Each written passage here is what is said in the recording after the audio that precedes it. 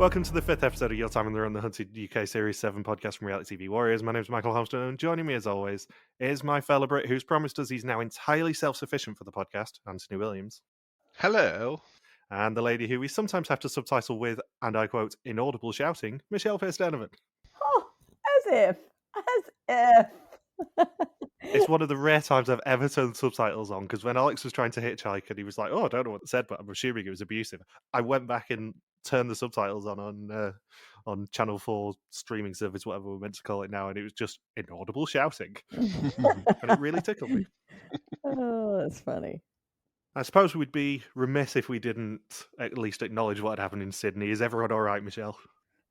Yes. Yeah. Look, Tom, my husband, left half an hour before this guy arrived. And also my niece left half an hour before, so they were fine. I did find out my close friend's daughter actually left about 15 minutes before he arrived. So Wow. she was a bit closer. But, you know, normally we would be there. Normally Amber and I go there on a Saturday afternoon, but because I had a hair appointment at 2, then we didn't go. But when I finished with my hair appointment is near the police headquarters in Sydney.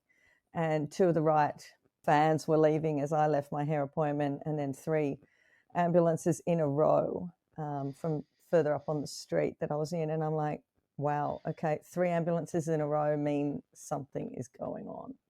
I was saying to Ant before we started recording, I didn't even know anything about it till you marked yourself safe on Facebook. And I'm like, oh my God, what's happened?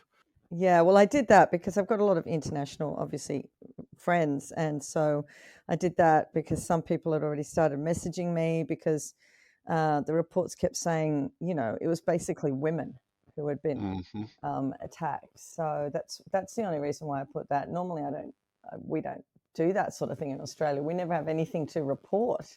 So it was really strange to have that. And even now I'm on holidays, and normally we're up there. We do something there probably every day. We either get a coffee or go to the shops, and it's still shut currently. They're letting any of the families of people who were killed or hurt go through there and do their thoughts of, you know, whatever their last steps were, their relatives. Yeah. So it's not open again as yet, and I'm assuming it'll just be really strange to go there now that we know exactly where, you know, everything happened and stuff. But yeah, it's very, very sad, obviously. Very sad. And one of the girls who died, she was actually an old girl, which is what we call girls who finish school of my old school. So she was an old girl as well of my school. So that just brought it a little bit closer to home as well. Yeah. On a slightly brighter note, Doug keeps getting undermined, which is hilarious. It happened again this week. We will get to it later in the episode. And did you hear that one of the fugitives made an appearance on another TV show this weekend? No. Yeah, I did hear that. I haven't had a chance to watch it. Someone turned up on Saturday Night Takeaway, didn't they? Yes. So I think I'm probably on the same Facebook group you are, led by Craig, and he was moaning about the fact that someone from Hunted had won a holiday on Saturday Night Takeaway, and it was the final, probably ever, episode of Saturday Night Takeaway on Saturday. And I was scrolling through it, and I'm like, Craig said it was a guy, so I'm trying to work out who it was going to be. And then I skipped through, and it was the sing-along live section. And singing alongside Tony Hadley of a Spandau Ballet, doing gold, was none other than Cathy One Bottle Deep. And it's so funny watching the clip because Ant even takes the piss out of how big her wine glass is, and she's now confirmed that she'd already had a bottle by that point. So she was I have to watch this. happy. Can you send me a clip, please? Because I'm not going to be able to see this. I will try and dig it out for you, but please. Yes, it is utterly delightful. No, I assumed it had to be Cathy Annida. Yeah, well, because Craig said it was a guy, I'm like, I can't really imagine many of the guys this series being pranked on Saturday Night Takeaway. And then, it turned out that it was Cathy off of Annida with a very large wine glass. And her reaction, I have taken a screen grab of because I knew it'd amuse you guys, just in case you hadn't actually seen it yet. I was hoping at least one of you hadn't seen it. No, not had a chance. Also, coming out of the woodwork pretty much as soon as the episode finished last night, I started getting notifications of comments on our last recap for Hunted. I'm like, wonder who this is going to be. Quickly read it and I'm like, no, I'm not. I can't go any further because I've not watched the episode yet. And it turns out it's our old friend Alex Ailing.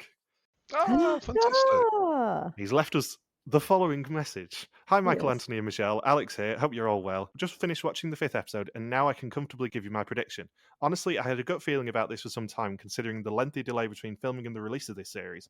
But my early predictions for this series was a clean sweep for the Hunters, and my mind hasn't changed once. This series has a total vibe of Series 4 all over again, and I believe that the same is going to happen this time next week. I've been listening to your thoughts over this series, and I've enjoyed your discussions as always. Although I went into this series completely blind, unlike previous series, the fact that there was such a gap in time between filming and release led me to believe that either this series has been scrapped entirely due to the poor caliber of Fugitive, or that everyone got nabbed so quickly that they never even reached the point of finding out where the extraction was. In my opinion, I think the writing's on the wall for Hunted. I can easily see it becoming a celebrity-only series around stand-up's cancer time, and the civilian series will be let go and be no more after Series 7.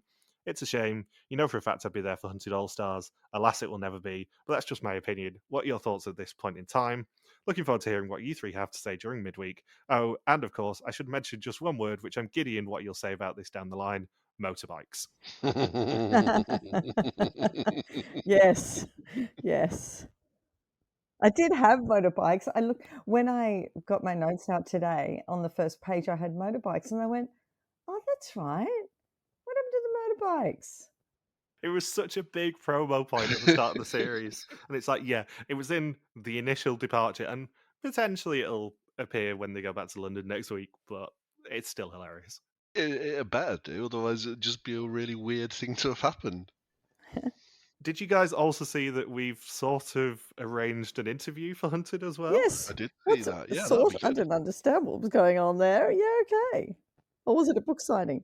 Yeah, it appears that friend of the podcast and Goldman, Kevin O'Leary, has written a book, and yes, we very much have been volunteered to have him on the podcast. He has an open invitation. He's always had an open invitation, as he well knows. We just need to arrange for that to happen at some point. Definitely. So what do we think about Alex's thoughts then? I don't think it's a clean sweep because there is still bits that we haven't seen. My gut is that the weird edit this series is due to the fact that it's an ending that we haven't seen in the civilian version, namely it's a solo fugitive win. Yeah. I think Cameron is the only winner. I would not be surprised. It is a weird edit though this season. This episode blew my mind. I have basically an entire monologue prepared of how weird the edit has been this series, because I don't know whether you saw my tweet last night after I finished watching the episode, but it feels downright disrespectful, the edit we've seen this series. Disrespectful. I think we're being trolled. To you. Well, mainly towards us, because the fact of the matter is, they're basically doing a greatest hits this series in terms of giving like Alex the Nick Cummings winner edit. We had the decoy with Sade and Cameron. We had so much personal content with Alex, especially this week, but Cathy and Annida as well last week. And then they immediately just got caught. Yes. It feels like they're deliberately, maliciously trying to just mislead us this time. And I don't mind being misled, but the other part of the I don't mind being misled conversation that I go back to on Mole a lot is it still needs to make sense in the end.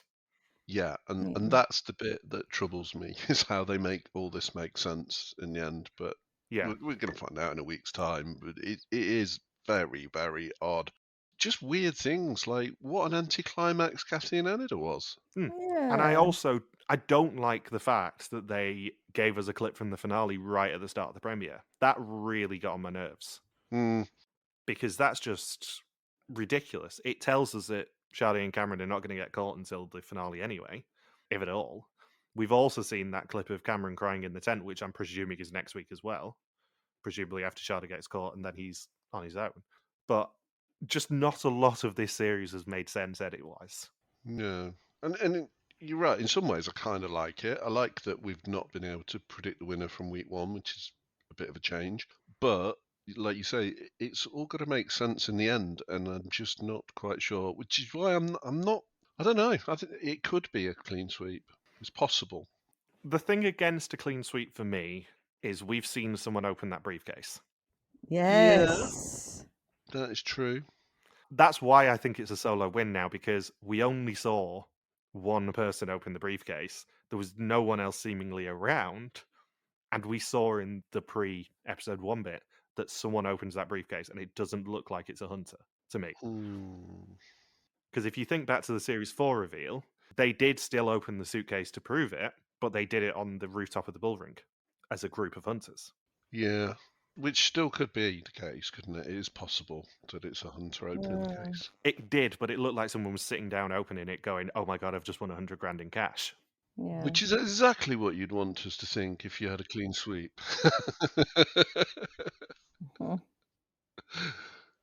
But yeah, I'm leaning towards Cameron's solo win as it stands. They're the only ones with a bit more story still left to tell, I think. Yes, exactly that. If there is a winner, Cameron is one of, if not the winner. Yeah. I agree with that wholeheartedly. And I also feel really bad about constantly going, yeah, Sade's going to get caught every week, knowing that she's going to listen and probably repost this constantly. Well, I still hope she doesn't, but all the evidence says that she gets caught. I want Sade to win, but there is still the question mark of Cameron crying in the tent, looking like he's on his own. And this week definitely made it seem like Cameron was going to be self-sufficient at some point.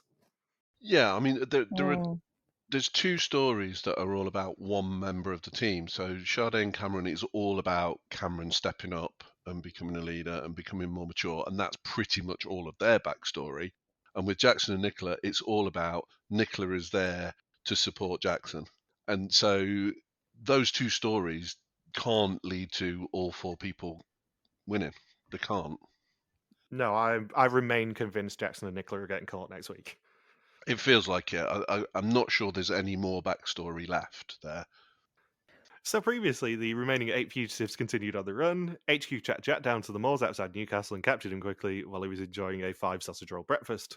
Sade and Cameron's close family network helped them fool the hunters by performing a decoy, while Alex used his family network to stay at his aunt's castle for the night. Cathy Annida's rowing background was revealed, and the episode ended as they headed from Bexhill to Folkestone for a regatta. And we begin with HQ looking at the regatta in Folkestone again. If they show out, the operation is off.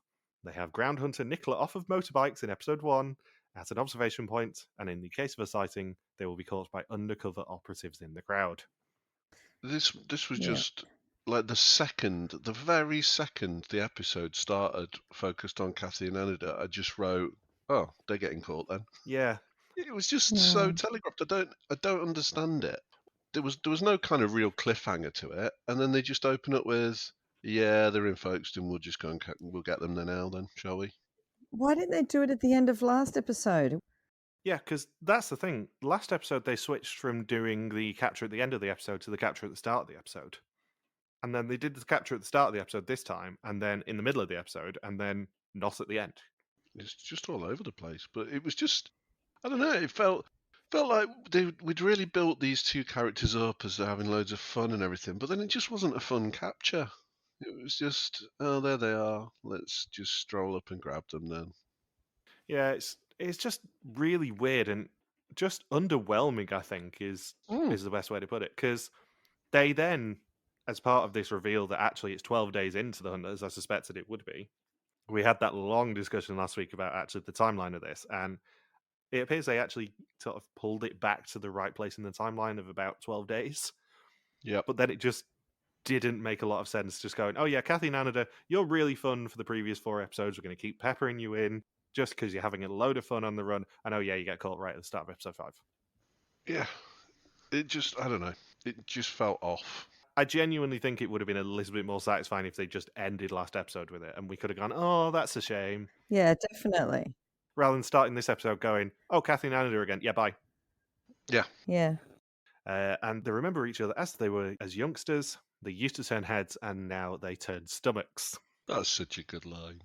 But they also said they knew each other when they were young and vibrant.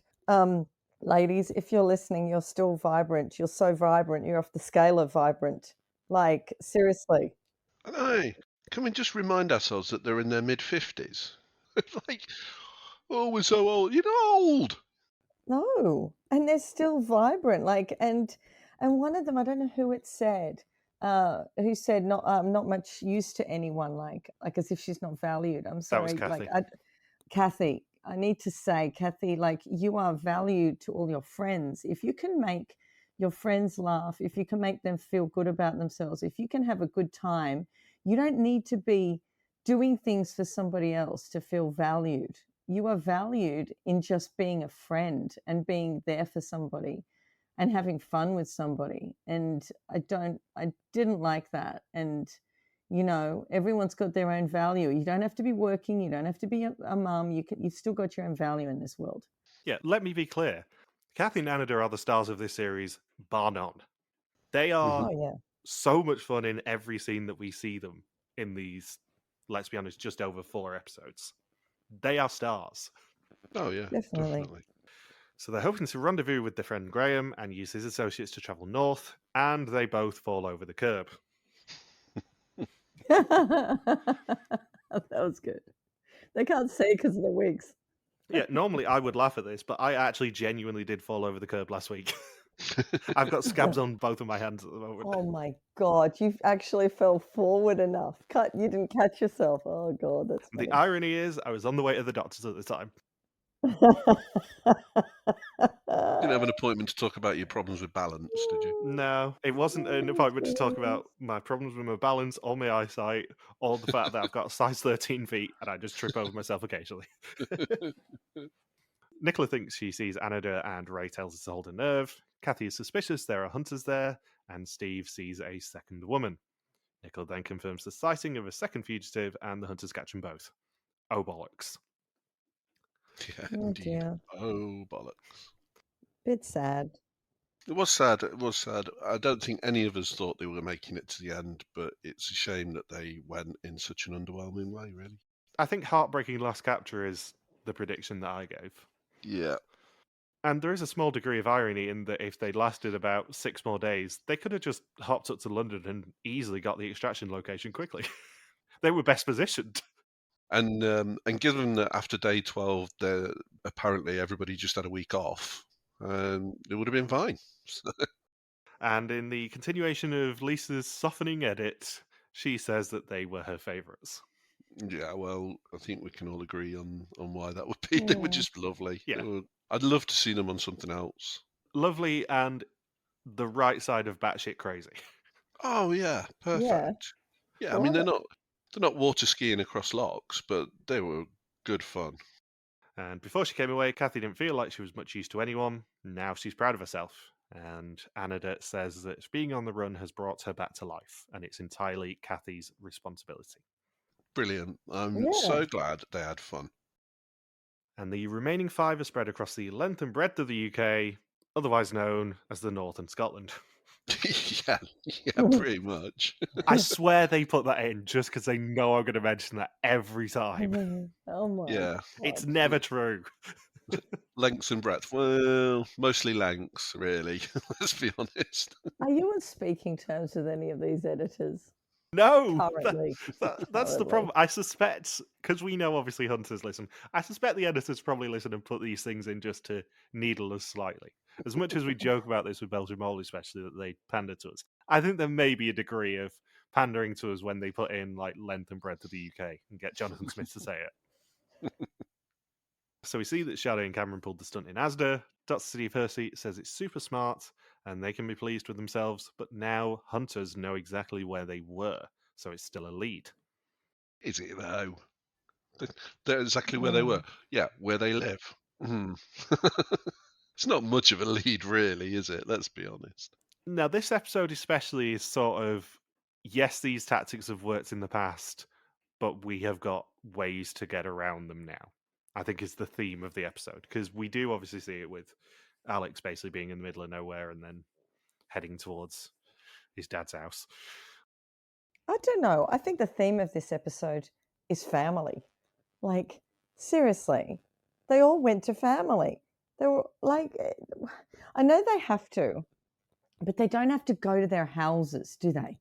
They can meet them in a field. They can meet them in a shop. It always used to be that the rule was that you had to meet someone you knew 50 miles away from home. Yeah. Do you have to go to the house now? Like, what the hell? Well, I think with Alex going to his dad's house, there may have been an element of this might have been Father's Day as well. Could well have been the same day, couldn't it? Because it certainly was about then in the timeline. There was a throwaway line as well, and I should have written it down, but it was something like "today of all days" or something like that. So I think there is a strong chance he was also caught on or around Father's Day. Yeah, I think he went to his dad's house to say Happy Father's Day to him, personally. And because it got overshadowed by the Jackson and Nicola thing, and they had the more fun Father's Day story, then they just didn't mention that it was Father's Day when Alex got caught. Yeah, and also it would mean yet another capture, all happening around about day 12. Yeah. But this series for me is the series of reinforcement learning, and Fugitives are essentially doing a greatest hits of what's worked in the past, and HQ have learned from their mistakes. Mm-hmm. And can you tell that I kind of partially work in AI now? Are you saying they're machine learning hunted? Yeah, pretty much. We should just put an AI avatar out on the next one and see what it does. Hunted ChatGPT. Yeah. Jesus. And Shadow and Cameron are drawing Lisa and Ray on a napkin to throw darts at. Brilliant. Love it. Made even better by the fact that Cameron gets a headshot. It was a cracking shot. I've been watching darts this weekend. You should think about taking it up. Hang on. Have you already done Jackson and Nicola at the parents' house? Nah, that's coming soon. Oh, okay. All right. I must have missed this thing on the napkin. Okay. Continue. Alex is going to be much harder to catch than Jack. He's played a good game since the separation, and he's also notably a lot beardier than he was. There is a big jump in the timeline for Alex here. Yeah. But they've got no content. No. There's nothing. It's just more shots of him off the grid, clearly well away from the hunters. And he's hitchhiking and abused by cars going past. And as I said, the subtitles do say inaudible shouting. How can it be inaudible shouting? It can't actually be inaudible shouting. It's unintelligible, I think, is the word they mean. Yeah, it should be unintelligible shouting, not inaudible. In a really bad edit, though, he changes t-shirts halfway through the scene. Yeah. What? He's in the same place, but he changes t-shirts. That's very strange. Yeah. It's not even just strange, it's sloppy. It's downright sloppy editing that. Did he, when he changed his t-shirt, did he have his GoPro on? No. Okay. But he's on the same road? Yeah, he's on the same road. That's very strange. Jackson and Nicola posted a picture from Barry Island and got out of there ASAP, but HQ don't know where. And after 12 days, they are in Wigan, having returned to their parents' house for Father's Day to surprise their dad. Oh, and geez. as we can now work out, that means that day one was June 5th. Mm-hmm. Also, slightly pointless move, because it's not really that much of a surprise to their dad to see them again when he saw them a week beforehand, when he picked them up from that pub in Yorkshire. I know it's probably more about the box ticking of the tasks that the fugitives have to do, having gone to the house. But still, they can't really say it's much of a surprise when it's like 6 days since he saw him last. No. But how cool is Terry Feely? He's the kingpin. Yes. He is the kingpin. I love it. Love it. Love Terry. I also love that the dog was more excited to see Jackson and Nicola than the dad was. They are taking a family video to post the next day and annoy the hunters once again. Of course they are, and Lisa is royally pissed off. Yeah, why does she say it's pathetic? I'm sorry, it's very clever. It's nowhere near pathetic. That's not even the best bit of the video watching scene, though, because yet again, the editors undermine Britain's favourite hunter, Doug, by just showing him texting as he's meant to be watching the video. Just a little cutaway shot of him not paying attention, wasn't it? Yeah, It was great. You guys know as well as I do that Doug was messaging the podcast account last week, and he did say that the editors have a campaign of undermining him this series, going back all the way to the Norwich scene in episode 1, where when he's going over to Daisy's computer to check it out, he goes down into the chair and he just goes, "Ugh." And they left it in the edit for no discernible reason. Oh, that's hilarious. Doug will also be pleased to note that I have gone back and clipped that. Of course you have. And who knows where it'll appear in the episode. Ah. Lisa is royally pissed off, as Ant says, for the first time in the series, and Dr. Steve Hersey says they're obsessed with her. I think that's pushing it a bit strong, Steve. Just a little. She wants to crack into their network, and Ray says he would rather staple his tongue to a moving train than let them win. Ray's book of little cliche phrases coming out there. Yeah. Then we cut to Sade and Cameron is singing Genuine's one-hit Pony whilst power washing a children's play park. I think the way to catch these would have just been to put monitoring on every park in Britain. Every scene, they're in a park. Going back to the whole maybe this series is done by ChatGPT, that is a very ChatGPT sentence that I've just had to say. And Sade says that she shouldn't be encouraging her son to strip. I know. I was like, Cameron, this is unusual to do in front of your mother. What is that about? And in a subtle growth arc, and the one thing that I'm holding on to with a potential traditional winners edit, Cameron is now, after last week especially when they were actually introduced, okay with talking to strangers. Yay. He's got a little bit of work to do on how to listen to directions, though. Yeah, left and right, not his forte, but... Like, it was 30 seconds from when he heard it. And I actually went, no, he didn't, did he? And I actually rewound and listened to it again. I went, yeah, he did. How on earth do you change right to left, left to right? I know this comes up in the next scene, but I think it's very easy to forget that Cameron's only 19 as well. Yeah. I think he might actually be the youngest fugitive they've ever had. I can't think of anyone below the age of 20. No, nobody springs to mind. It's a very impressive feat for him to get this far into the hunt as a 19-year-old. I'm not backing up on this. I'm sorry. I'm sorry. It confused left and right. I'm sorry. He has done A-levels, I'm assuming. I mean, he has a brain. Yeah. You can't discount him just because he's 19. Fine, if he was 8, like even my 12-year-old could come back from the shop and tell me it's left or right. I mean, I can't criticize too much because my dad is significantly older than Cameron, and he does occasionally get his left and right mixed up. It's a family joke. Yeah, but that's okay getting left and right mixed up. That's fine because that's what happens. But she verbally told it to him. Like, I had a friend who went around England with me, right? She was a navigator, I was the driver. In the end, she was not allowed to say left or right. She actually had to use her arms because she would say the wrong way. That's fine. But he was actually told the actual word. But I love that it was, come out of the pub, turn left. What did she say? When you get to the road, turn right. Yeah. What? There was two instructions. You've got them both wrong. Or left. Or left. He added it on at the end. I'm like, oh my God. Or left. Can you yes, imagine? Cameron. When you get to a T-junction, it is definitely left or right. Should be going as a mum, like, well, what does that mean? What do you mean, left or right? I'm surprised she didn't say anything.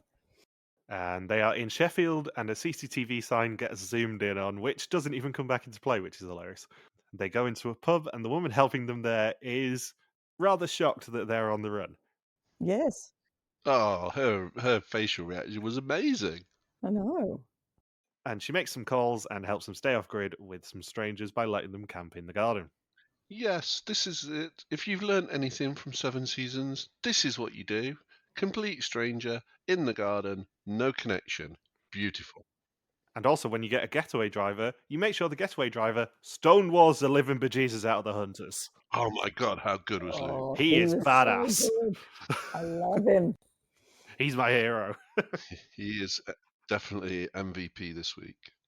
Michelle's favourite Dr. Donna then profiles them to better understand their behaviour. I know it was Jonathan Smith who actually said that, but it's a very Dr. Donna phrase. To better understand their behaviour. And they're incredibly close because she had him so young, he's competitive, and she's a survivor, and that makes them an effective pair. Ashley is then asked about Alex. He was last seen 4 days ago. They know he went to the castle, but nothing after that. And Ray thinks that he will be struggling without Jack and go to people that he knows. Those socks looked a little bit rank that he was taking off. Oh, God, yeah. Blech. Oh. He's in Carlisle camping. They separated nearly 9 days ago. So this puts us as what? Who knows? Who knows what day? 10, maybe?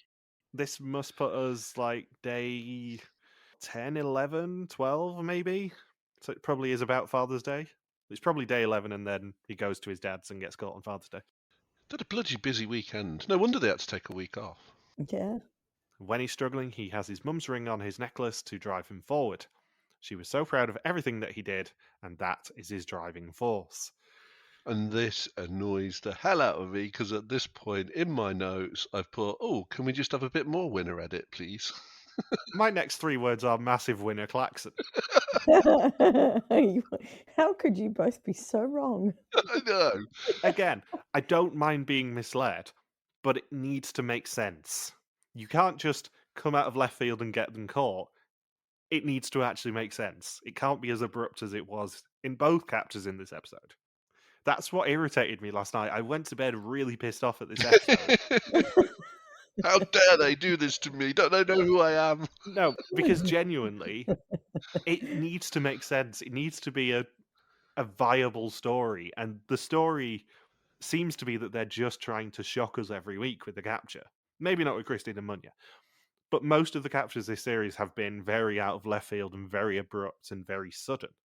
And it undermines most of the HQ groundwork when they do that.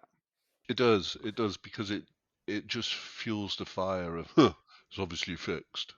On this podcast, we are very good and we have a reputation of standing up for a lot of the bullshit that people say about the Hunters.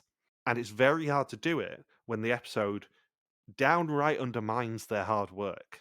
We are, especially Michelle, very much on the side of the fugitives, but we also respect the work that the Hunters do.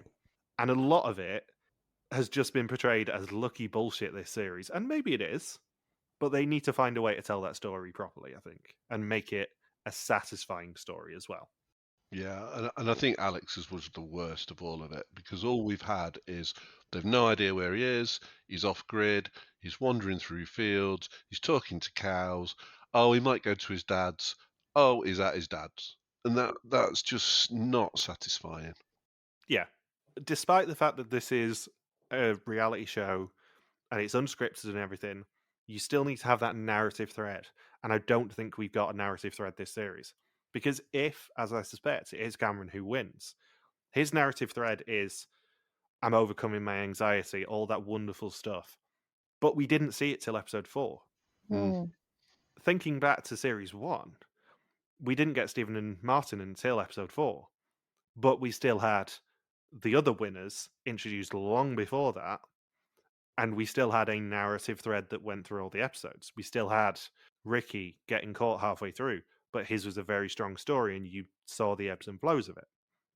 If it is Cameron, or even if it's Sade and Cameron who win, you don't have that narrative thread throughout the series. You have a very brief glimpse of them at the start of the first episode where you see them wandering down the road and it turns out that's from the finale because they got no other feckin' footage. You then see maybe a brief glimpse of them in episode 1 and then naff all until episode 4. That's not satisfying as a viewer. You're so angry. I am. I'm very rarely angry at Hunted, but the edit this series has been shite.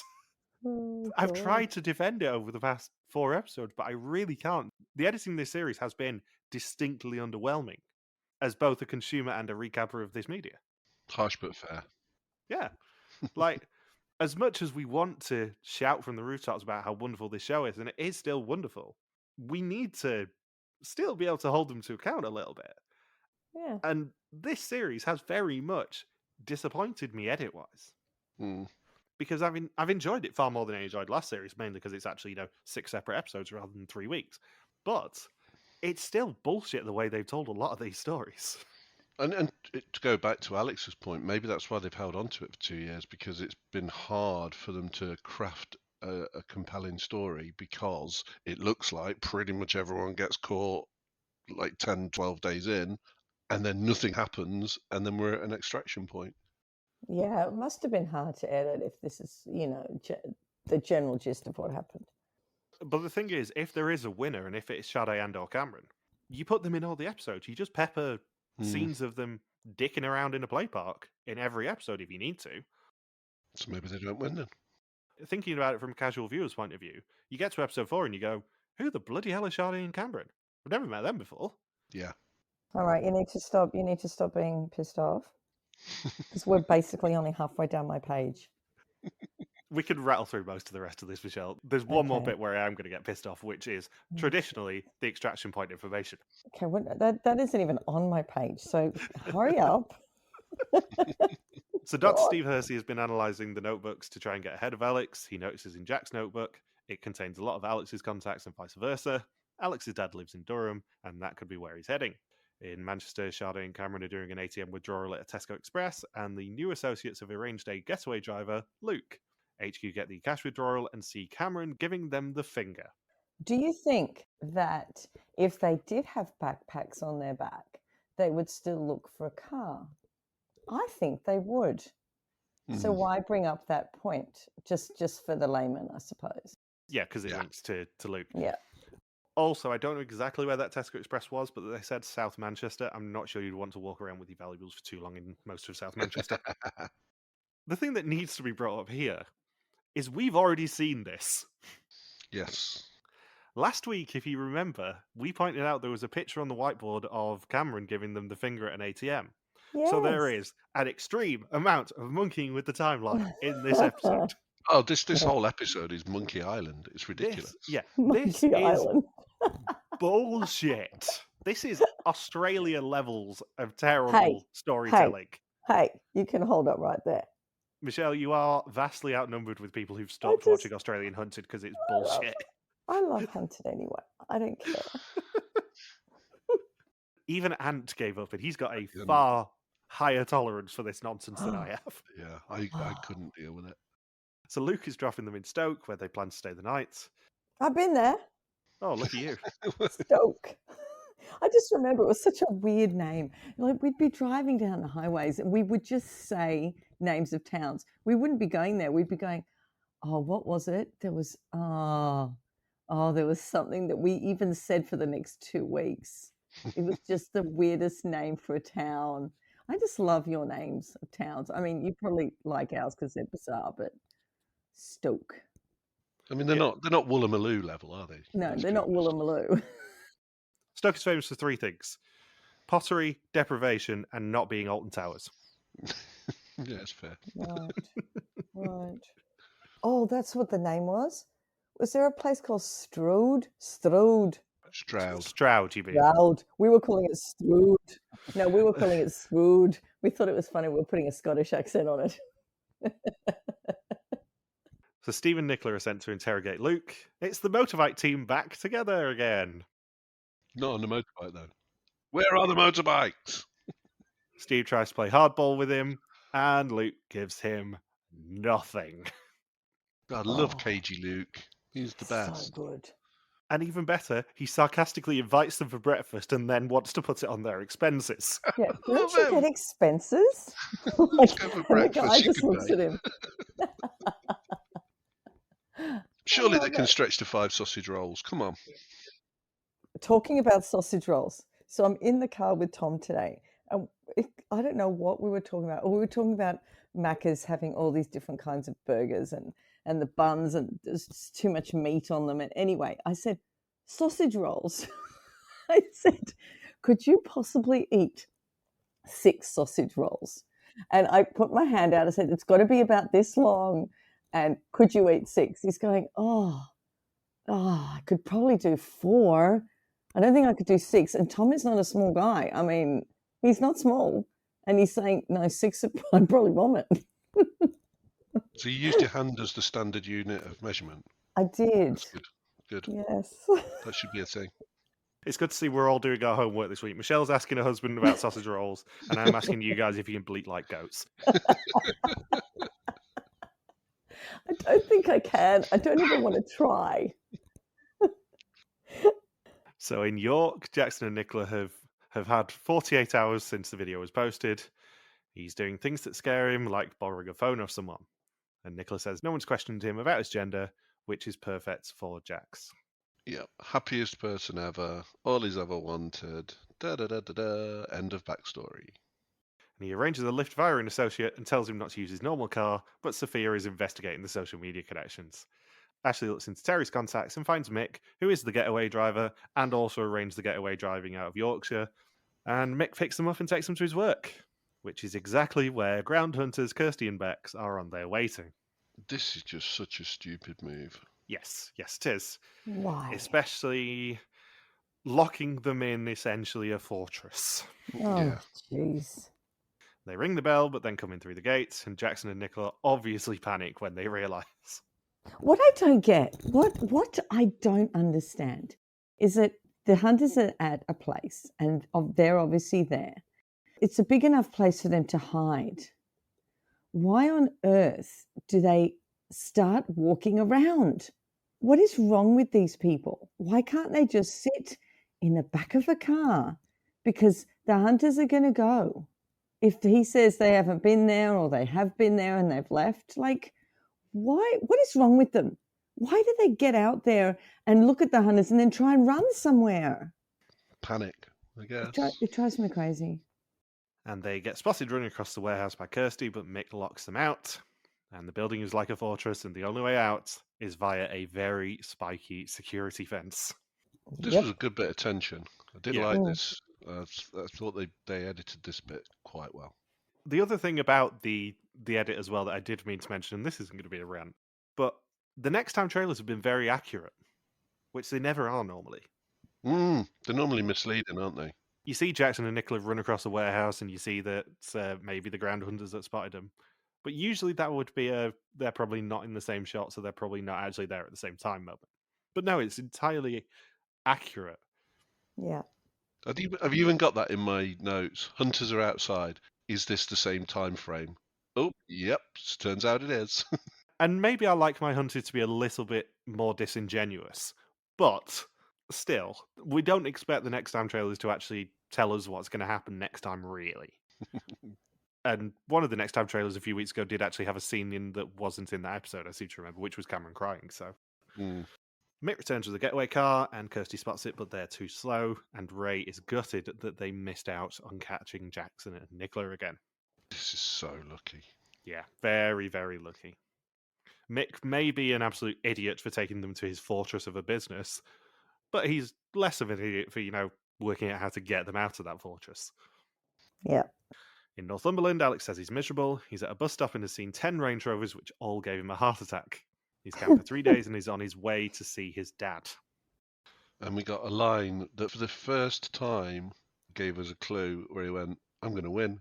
And at that point, my ears pricked up and I was like, oh, no, he's not. Yeah, interesting.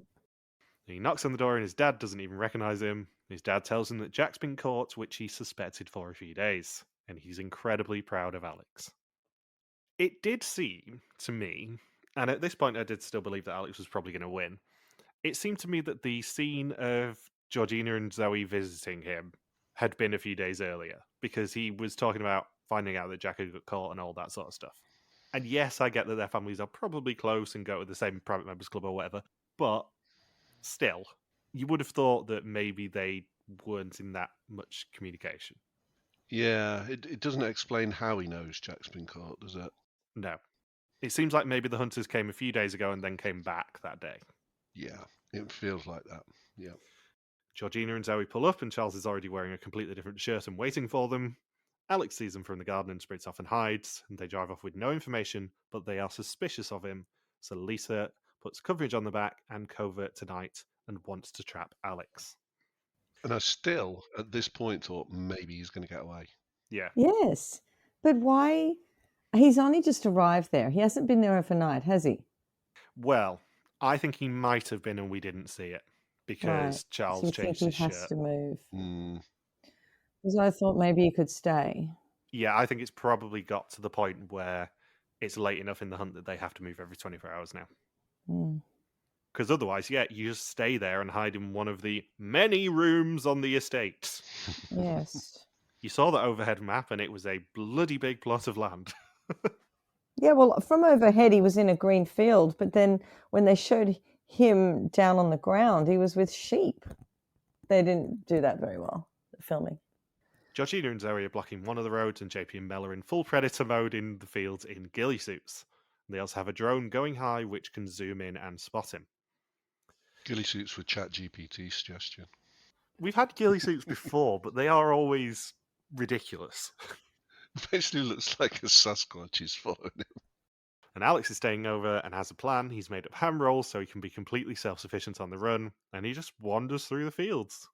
JP then spots Alex walking through the field and the drone gets him. He's walking right towards Georgina and Zoe. JP sprints after him. I would say sneaks up after him, but it really isn't sneaking. He sprints after him, and Alex finally sees him and then gets caught. He does indeed. Now, I have a hypothesis. There are a couple of scenes just before he gets caught that I strongly suspect were filmed after he got caught. Yes, because there was no camera operator. There is no camera operator. Not only has he got his chest mount, he's also got a selfie stick GoPro. So they clearly don't want a crew in the drone shot, which means they must have filmed the drone shot after they got caught, I think. Yeah. Otherwise, they've got to say, now, for no good reason, Alex, for the next half an hour or so, just need you to not have a camera crew with you. If you could just film everything. No, nothing to worry about, mate. But just wander through that field without a camera crew for a moment. So I think they must have gone back and reshot that. I think the camera angle that we shot of JP just sauntering up to Alex and catching him was probably not actually that accurate. No, it couldn't have been. No. But I did also twig that. I'm like, oh, there's no camera operator in that drone shot. That's interesting. It's all on a selfie stick. And as that was panning out, I was like, well, here it is then. He's what did I put? GoPro on selfie stick so they don't get the crew in the drone shot. Probably filmed after he's caught. 100% capture coming up. Yeah. And he thought he was going to win, but at least he's got bragging rights over Jack. That's true. And he had his ham rolls and, Jack only had sausage rolls. Yeah, good point. And only 2 teams remain on the run, and now they must head towards London to find out where the extraction point will be. And we are now 72 hours to extraction. We are. Instantly. That is an entire week. Yep. Even if we're charitable and say that maybe Alex visited his dad a few days after Father's Day, that's still probably 4 or 5 days missing. Yes. What the hell happened? Cameron is body popping by the M3 and trying to hitchhike, and Sade finds them a lift. And for some god-awful reason, they must head back to London to find out where the extraction point's going to be. Like, why? So they can catch better them all? make sense. I'm not going to do my usual rant of, oh, you've logged onto this website, so the hunters have got your location, which is bullshit. But making them go to London where, as Dr. Steve Hersey says, there's facial recognition cameras. We have to do nothing. Yeah. Is also bullshit. Yeah. That's annoying. And Jackson and Nicola get money from an ATM just northwest of Bradford to make it easier, and they're heading for a train station. Hunter Lindsay puts in CCTV requests for Leeds as it's the largest transport hub in the area, suspecting that a £200 withdrawal is a sign of a big amount of travel coming. Yeah, but then it's a train, so, Leeds to Wakefield's probably 200 quid these days. Certainly takes as long as Leeds to London does. Interesting that Mark Doyle has also said, could it be a clean sweep this season? Yeah, there's a lot of people thinking that it could be a clean sweep. It's not going to be a big surprise, but I hope not. I hope it's not, but you never know. HQ then gets CCTV of them at the train station and find out the train is heading to King's Cross, and unfortunately for them, Jordan and James are the nearest team, but still miles away. How come they're allowed to take £200 out all of a sudden? That is a very good point. And that's a lot too. What do they need that much money for? To get to London on a train from Bradford. I'd be surprised if they even managed it. Yeah. I was going to say, unless they did it over a few days and we didn't see that, but still. It implied they took it out in one hit. I think maybe they loosened the rules a little bit, knowing that they were going to force people to go to London. Yeah, yeah, possible. As a one-time thing, they said, yes, you can get a bit more money out. So next time, the helicopter goes up, Sade and Cameron get caught on a bus to Skipton, Jackson and Nicola are stalked on a train, and JP gets eyes on Cameron. Yeah.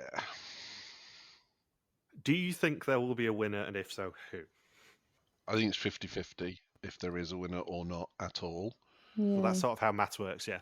You know, it either is or it isn't. No, I think no, I think there's an even chance of one or the other. I can't come down on one side or the other. Yeah. If there is a winner, who do you think it's going to be? Cameron.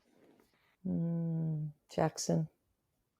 I very much think there is going to be a solo win, because this edit has been so atypical this series that it feels like that they're having to tell a different story than they ever have done. Yeah, I'll phrase it a different way. Sade and Nicola get caught next week. Definitely.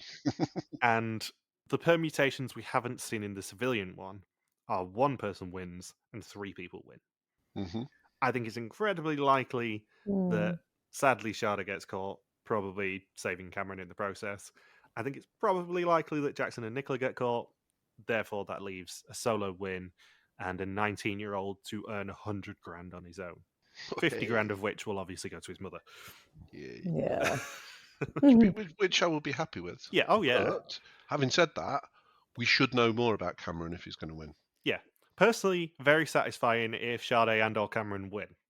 Mm-hmm. But from an edit point of view, not that satisfying because they've just not told any stories about them until last week, which is nonsense. Yeah. Anything else you want to say? No, I am all good. No, just a very, very odd episode. Weird timeline, a whole week skipped. Yeah, the hanging on to it for 2 years does make sense. This was clearly a hard series to edit. Yeah, it's just a weird episode all around, I think. I did kind of call there'd be a bloodbath episode at some point, but I wasn't expecting these 3 people to be the bloodbath. Yeah. So, thank you for listening to our Hunted Recap. We'll be back this time next week for the final episode. Don't forget you can contact us on Twitter, Facebook, YouTube, or Instagram, where we are RTV Warriors, or you can email us and contact at rtvwarriors.com. Anthony's on the artist formerly known as Twitter at Bullsboy, Michelle is Bear333333333, and I am Jay Harmstone. We will see you next Tuesday for the finale, but with that, for this week, your time in the run is over. Ciao, ciao. Oh, yeah. Where was a bit of all right this week? Bye.